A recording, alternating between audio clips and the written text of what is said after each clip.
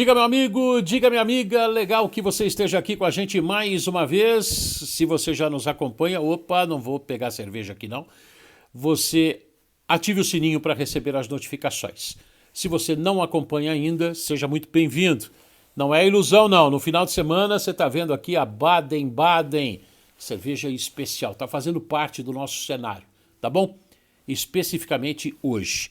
Todo mundo sabe que o São Paulo tem o jogo mais importante do ano no dia 1º de outubro, às 5 da tarde, no horário de Brasília, lá em Córdoba, na Argentina, contra o Independiente del Valle, valendo o título da Copa Sul-Americana, valendo vaga na Libertadores do ano que vem, valendo, de repente, um ânimo renovado para a temporada 2023. Você viu na vinheta aí que eu coloquei que o São Paulo, neste final de semana, amanhã, domingo, às 8 da noite, no estádio do Morumbi, na última parada antes de disputar o título da Copa Sul-Americana, tem esse jogo contra o Avaí pelo Campeonato Brasileiro. E o São Paulo precisa pontuar também. Eu coloquei na vinheta aí algo parecido com o São Paulo pode alcançar nesse jogo um G4 possível.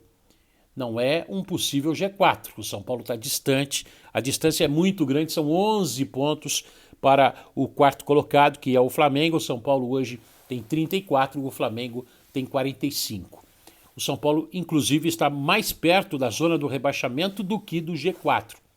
Embora a Libertadores possa dar vaga no G6, G7, G8, vai depender de uma combinação de resultados gigantesca. O São Paulo tem esse jogo importante contra o Avaí que venceu apenas uma partida das últimas 10 no Campeonato Brasileiro, venceu o Atlético Mineiro na última rodada, justamente na última rodada. Mas o que eu queria falar, antes de falar dessa história de um G4 possível, não do possível G4, eu queria falar do árbitro do jogo para essa partida importantíssima do São Paulo, a mais importante da temporada. O Vilmar Rodan, da Colômbia, ele foi escolhido pela Conmebol para ser o árbitro desse jogo importantíssimo para as duas equipes. O São Paulo tentando esse bicampeonato da Copa Sul-Americana, inclusive eu estava revendo, participei da transmissão daqueles 45 minutos, porque foi uma pancadaria gigante do primeiro jogo da final. Eu estava com o nosso querido Luciano do Vale na transmissão do São Paulo e Tigre. O São Paulo tinha empatado fora de casa, fez 2-0 no primeiro tempo. O primeiro gol do Lucas Moura, que inclusive estava se despedindo naquele dia, apanhou bastante no primeiro tempo, uma confusão danada. O Oswaldo fez 2-0 e aí teve uma pancadaria gigante, muita confusão, e o Tigre não voltou, o Tigre da Argentina não voltou para o segundo tempo.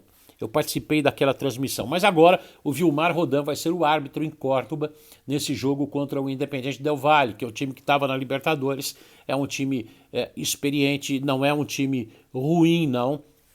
É claro que eles têm uma torcida muito menor, é um time equatoriano com uma torcida muito menor, tanto que eles abriram mão da maior parte dos ingressos lá no estádio Mário Kempes, que foi um cracaço do time da Argentina, dá nome ao estádio lá em Córdoba, e eles abriram mão, então a torcida, a maior parte vai ser do São Paulo. O Vilmar Rodan, para falar do árbitro, ele participou de 2 jogos na Copa de 2014 e no segundo jogo da final da Libertadores entre Corinthians e Boca, jogo que foi vencido pelo Corinthians, que se tornou campeão invicto da Libertadores naquela oportunidade, lá em 2012.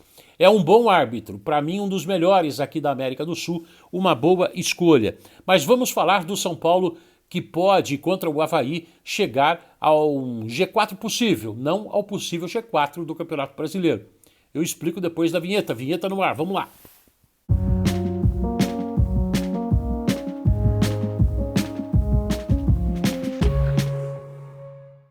Depois da vinheta no ar, vamos colocar um apelo muito rápido do técnico Rogério Ceni para você, torcedor do São Paulo, para esse jogo de domingo, abrindo a 28ª rodada do Campeonato Brasileiro.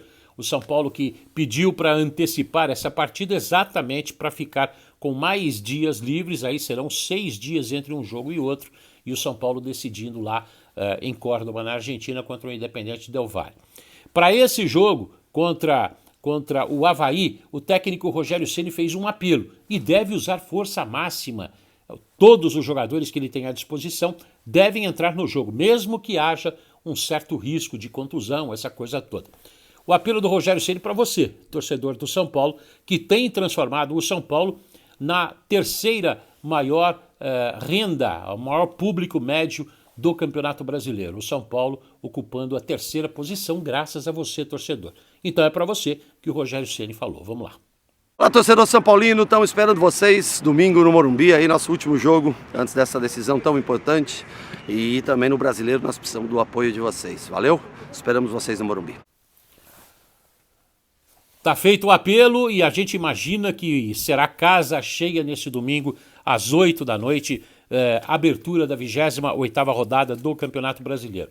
Com exceção do Ferrarese, que está a serviço da seleção da Venezuela, inclusive titular nesses jogos da Venezuela, o São Paulo deve ir com força máxima, exceção também dos jogadores que estão no departamento médico. Entre eles, o bom volante uruguaio Gabriel Neves, que se machucou, não deve inclusive nem participar do jogo da final da Copa Sul-Americana. O São Paulo deve ir com força máxima nesse jogo contra o Avaí, pelo Campeonato Brasileiro. Assim sendo, Felipe Alves, Igor Vinícius, Diego Costa, Léo e Reinaldo, meio-campo com Pablo Maia, Rodrigo Nestor, Alisson e Patrick, e lá na frente Luciano e Caleri, que juntos marcaram 40% dos gols do São Paulo na temporada 2022. 38%, quase 40% para ser exato.